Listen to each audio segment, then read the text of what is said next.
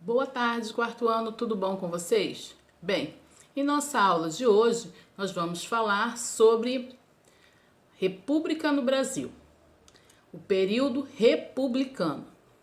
Mas, antes de falar do período republicano, eu vou fazer um pequeno resumo sobre o acontecimento, sobre o que aconteceu no Segundo Império, no qual o regente era Dom Pedro II.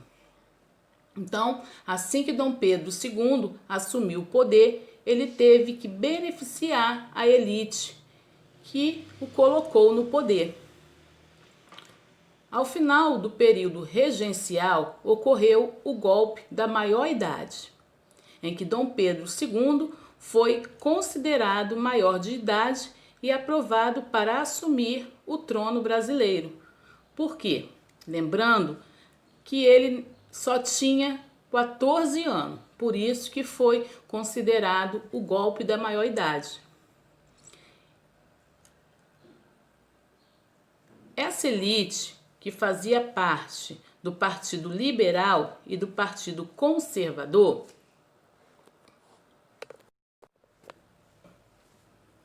queria que o imperador atendesse aos seus pedidos.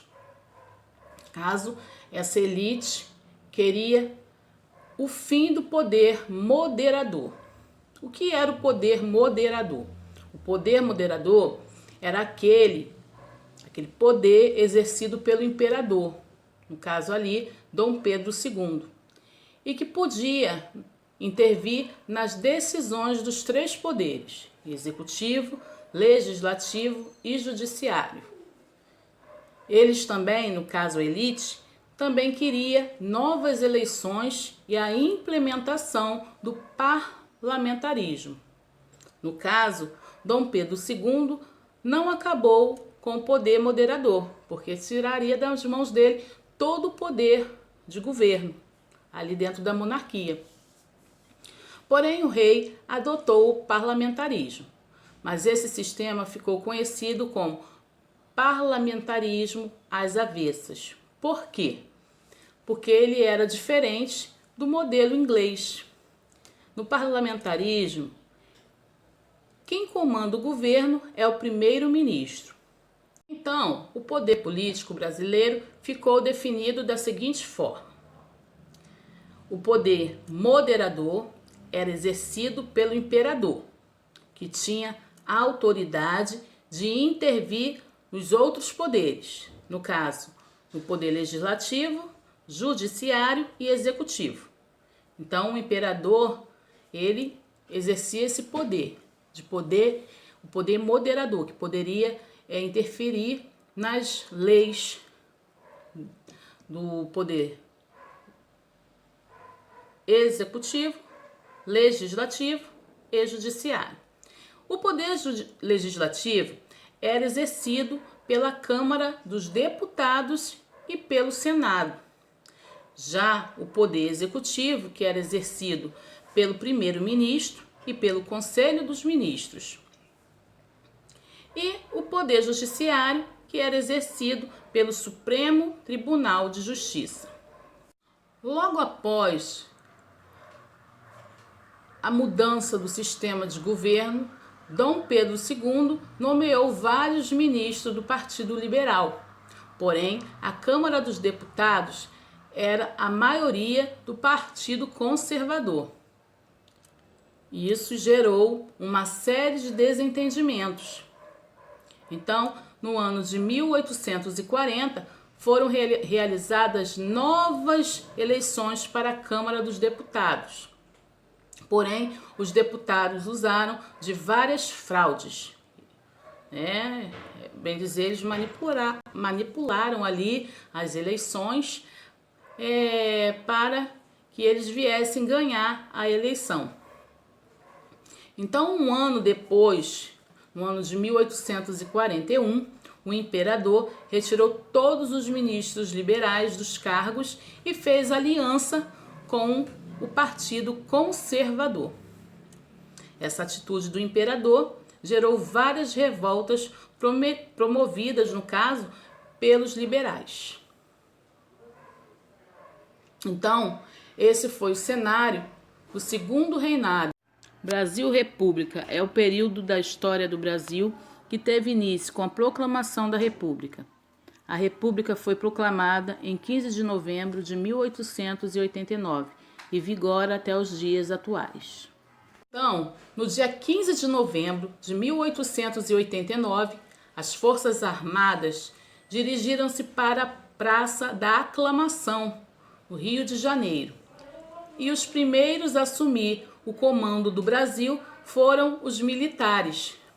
Marechal Deodoro da Fonseca foi eleito o primeiro presidente da República e Marechal Floriano Peixoto seria, no caso, o vice-presidente, e mais tarde ele seria eleito o segundo presidente do Brasil. E foi feita uma nova Constituição para o Brasil, instituindo a República como nova forma de governo. O republicano ficou dividido da seguinte maneira: em República Velha, República Nova e Nova República.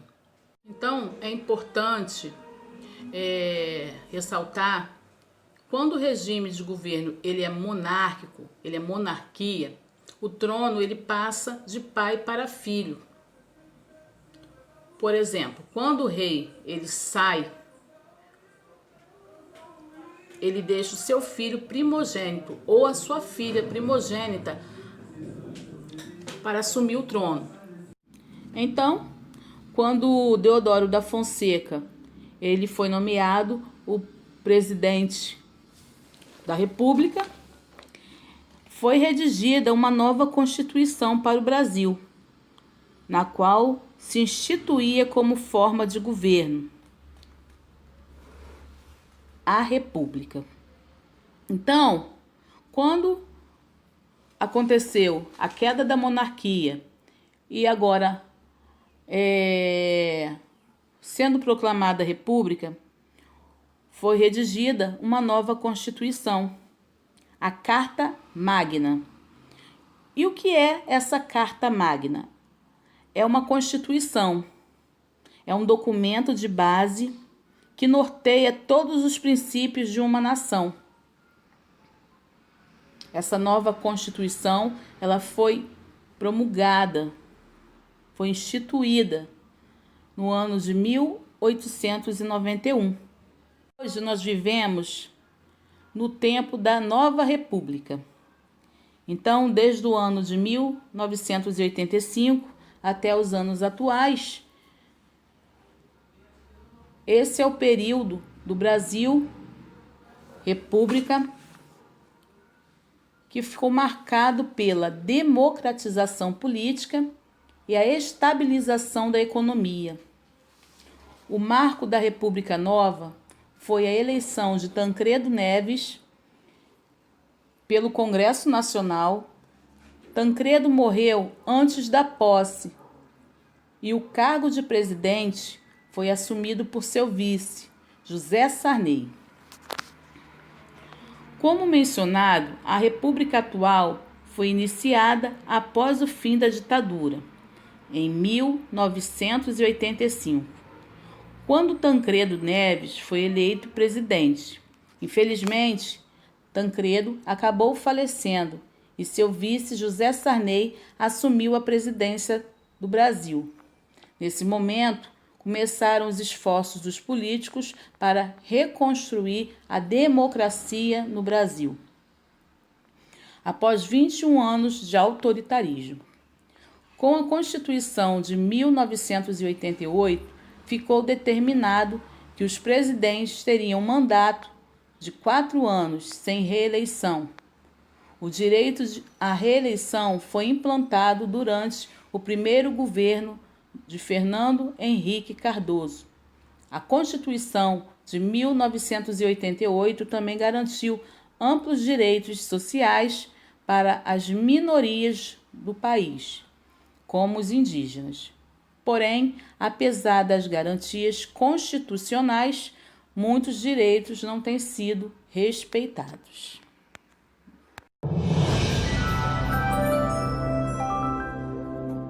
Quando Ulisses Guimarães levantou a Constituição de 1988, o Brasil passou a ter a sua 8ª Carta Magna. A primeira tinha sido escrita em 1824 e muniu o imperador de um poder acima da média. Ele dirigiu o país, o Dom Pedro II, com base no poder moderado. O Brasil foi o único país que durante todo aquele século não teve praticamente revoluções, não teve conflitos como todos os países sul-americanos tiveram. A segunda Carta Magna veio com a República em 1891 e sacramentou o regime presidencialista. Depois da Revolução de 1930, veio a Constituição de 1934, que estendeu o voto às mulheres e estabeleceu as justiças do trabalho e eleitoral. Perdeu validade para o Estado Novo de Getúlio Vargas, em que impôs uma carta autoritária em 1937. Ao mesmo tempo em que ele é o sujeito que introduz no Brasil os direitos sociais, moderniza as relações de trabalho, é o ditador sanguinário. Com a queda de Getúlio veio a redemocratização e a Constituição de 1946. Embora seja uma excelente Constituição, não atendeu a todas as atenções e problemas que o país vivia. Veio a Revolução de 64. A ditadura impôs uma nova Constituição em 1967, mas a própria junta militar achou por bem endurecê-la ainda mais com a Emenda Constitucional número 1 de 1969. Fortalece muito o poder central, né? E enfraquece muito o poder legislativo. A Carta dos Militares teve 19 anos de validade até ser substituída pela Constituição Cidadã. O povo estava aqui presente, com abaixo-assinados, com todas as questões trazidas da população brasileira.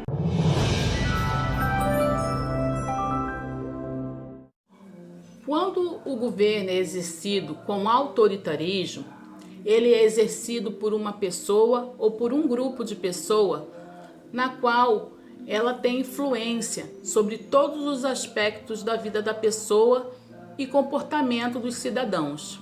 Então,